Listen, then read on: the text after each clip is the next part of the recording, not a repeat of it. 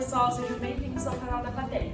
Eu sou a Natália, Jaqueline, Caroline, Edno, Eduardo, Gabriel. e nós estamos cursando o primeiro semestre de gestão financeira no período noturno. A gente está fazendo um trabalho na matéria de ACC, que são videoaulas com a matéria que a gente vai ter daqui até o final do semestre, que pode ser acessada tanto pelos calouros que estão por vir, como pelo próprio pessoal da nossa sala, enfim, do que a gente vai interesse. E hoje a gente vai falar um pouco sobre contabilidade, focando no balanço patrimonial e configuração de capital.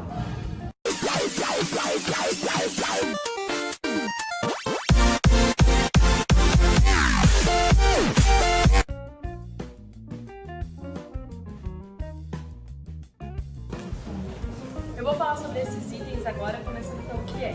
Contabilidade é o registro da movimentação financeira de uma empresa. Ela surgiu com o capitalismo. Quem necessita dela são sócios, executivos, administradores, diretores, bancos, acionistas e pessoas físicas. Ela tem como finalidade planejar, organizar e auxiliar nos processos decisórios de uma empresa.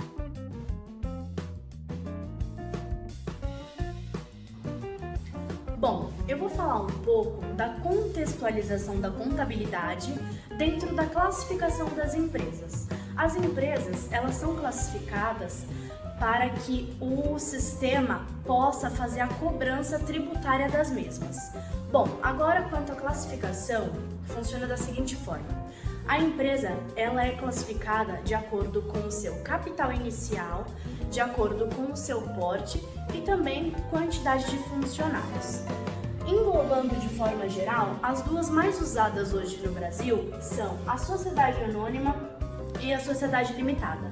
A sociedade anônima, ela é a sociedade em que o seu capital inicial é repartido e essas repartições a gente chama dentro da empresa de ações. As mesmas, elas podem ser adquiridas pelos acionistas. Dentro ainda da sociedade anônima, nós temos o modo aberta e fechada.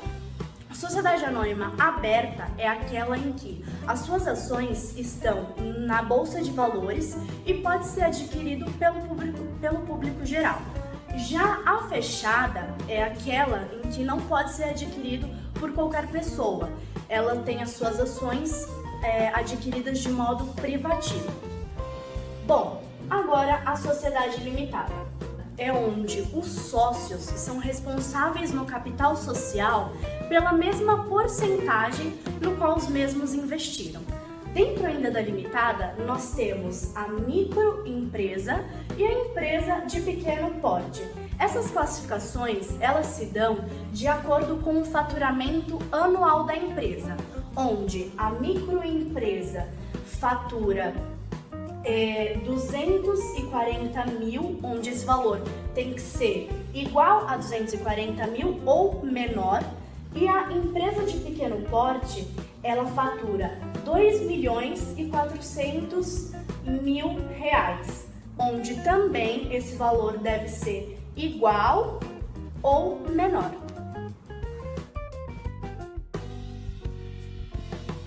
Agora, daremos início às explicações dos componentes básicos da contabilidade, ou seja, os que compõem o balanço patrimonial, ativo, passivo e patrimônio líquido. Neste bloco, eu explicarei o componente ativo. Primeiramente, vamos ao conceito do que é um balanço patrimonial. O balanço patrimonial é uma das demonstrações mais importantes dentro da contabilidade, pois ele nos permite apurar as informações patrimoniais, financeiras de um determinado momento de uma empresa.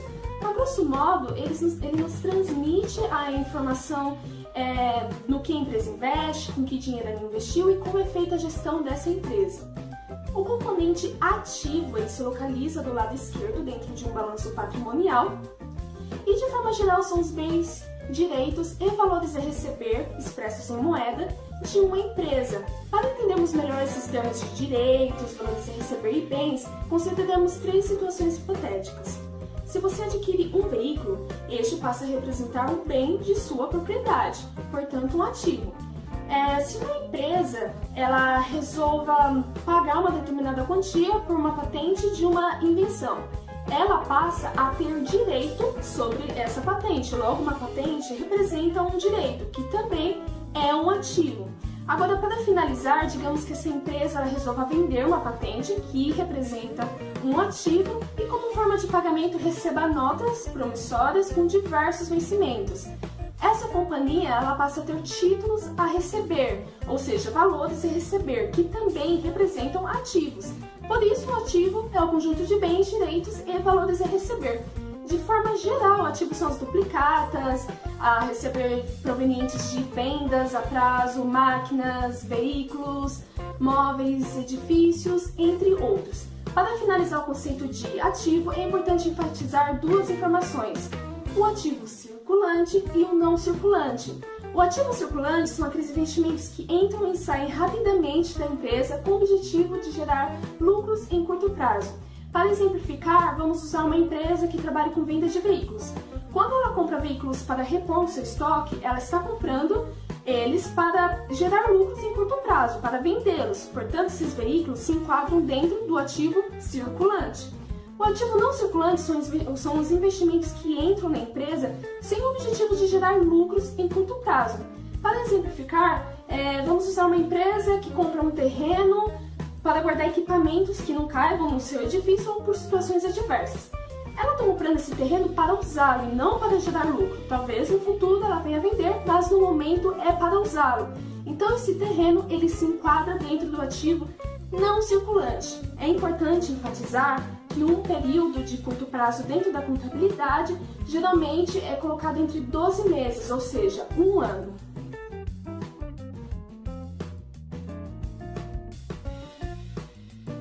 Bem, pessoal, como a Carol acabou de nos explicar, ativo é tudo que a empresa tem, todos os seus bens, tudo que ela possui. Então, o que seria o passivo? É justamente o oposto, tudo que a empresa deve, tudo que ela tem a pagar, as suas obrigações.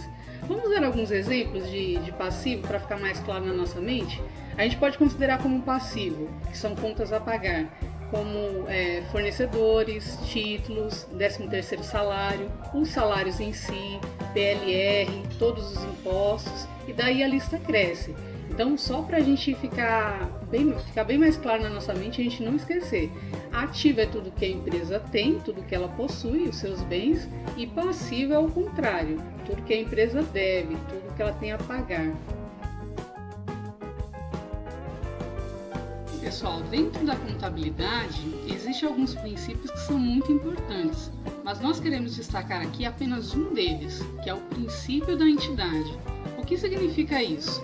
Falando de modo teórico, significa reconhecer que um patrimônio é objeto da contabilidade, e daí fazer a distinção ou a separação desse patrimônio com outros patrimônios existentes.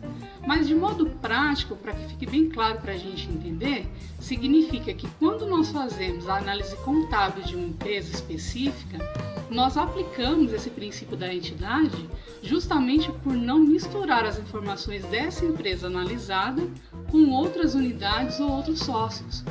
E isso é preciso ser feito dessa maneira porque o objetivo é atender ou analisar as empresas de modo individual. E daí nós obteremos um resultado mais específico, mais íntegro da empresa em questão.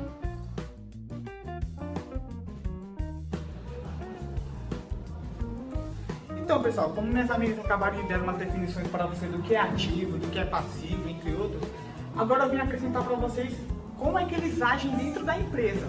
Ou seja, como que ele é usado. Por exemplo, vamos nesse primeiro exemplo aqui, ó. Ativo maior que passivo. Esta é, sem dúvida, a melhor posição que a empresa pode se encontrar, pois todos os seus lucros e seus bens superam os valores do seu passivo, ou seja, das suas dívidas, contas a pagar. Esta é, sem dúvidas, a melhor situação da empresa. Isso acaba gerando também um certo patrimônio líquido, mas essa parte a gente vai falar mais pra frente. Tem essa questão aqui também, passivo igual a zero. Quem vê essa situação aqui inicialmente deve imaginar, a empresa tá a mil maravilhas, passivo igual a zero, isso daqui não existe, pessoal. Isso aqui é simplesmente uma empresa fora de atividade, porque não existe uma empresa que esteja em atividade e não tenha contas a pagar. Portanto, essa situação aqui é meio inusitada e não é nada boa quanto parece. Aqui também temos o tópico de ativo igual a passivo. Essa situação já chega a ser um pouco meio complicada, porque todos os bens que a empresa tem, os seus lucros, são unicamente para pagar as suas contas, ou seja, isso é o passivo. A empresa está sem lucratividade e ela precisa acender um sinal de alerta, pois é a situação que ela está no limite. Temos também aqui o ativo menor do que o passivo. Essa situação já é terrível, porque todos os bens da empresa e seus lucros não são suficientes para pagar o seu passivo, ou seja, suas dívidas.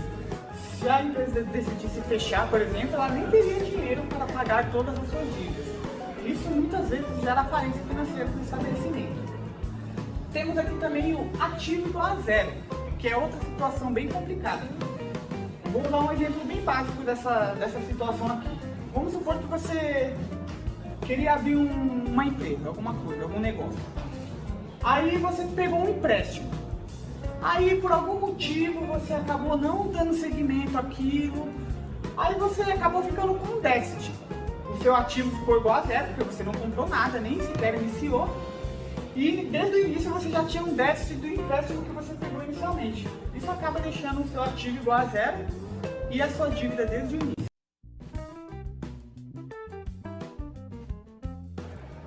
Hoje eu vou explicar para vocês o que é um patrimônio líquido. O patrimônio líquido dentro de um balanço patrimonial é a soma de todos os bens e direitos de uma empresa, menos o total do valor de suas obrigações com terceiros. Ou seja, é a soma do total do ativo menos o valor total do passivo. Bom, um exemplo prático para vocês entenderem é o ativo total de R$100 mil.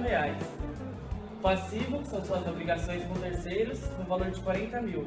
A diferença entre um valor e outro resulta no PL, que é o patrimônio líquido, R$60 mil. Agora eu vou falar sobre as configurações do capital. O capital nominal é o investimento inicial feito pelos sócios de uma determinada entidade. Já o capital próprio é a soma do capital nominal e suas variações positivas ou negativas, ou seja, os seus lucros ou prejuízos.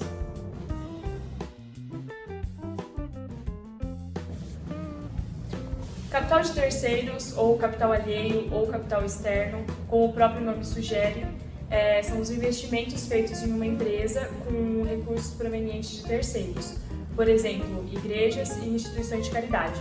E capital total à disposição da empresa seria a soma de todos os capitais, ou seja, a soma do capital nominal, a soma do capital próprio e a soma do capital de terceiros, que resulta no valor disponível para a empresa em dado momento. Então, pessoal, agora eu vou mostrar aqui para finalizar um exemplo de um balanço patrimonial. Aqui do lado esquerdo, vocês podem ver o ativo, vocês podem ver aqui ativo circulante, caixa, banco, duplicatas a receber, que é tudo que a empresa possui de bens. E só para informar melhor, é um exemplo de uma empresa limitada, esse exemplo aqui. Então, aqui do lado esquerdo vocês podem ver o ativo, com tudo aqui que eu falei agora há pouco, de caixa, banco, duplicatas a receber, entre outros. Aqui do lado direito, vocês podem prestar atenção aqui no passivo, que é tudo que a empresa tem a pagar, ou seja, fornecedores, salários a pagar, impostos a recolher, obrigações fiscais, entre outros. A diferença entre ativo e passivo, que eu acabei de citar para vocês, gera nessa parte aqui do patrimônio líquido, que vocês podem ver aqui na parte inferior direita, me desculpe. Aqui vocês podem ver o patrimônio líquido, capital social, lucros acumulados e lucros de exercícios. Aí aqui na parte inferior, vocês veem aqui o total do passivo e o total do ativo. E assim a gente termina a nossa videoaula. Eu espero que vocês tenham gostado e, acima de tudo, entendido. Obrigado pela atenção e até a próxima.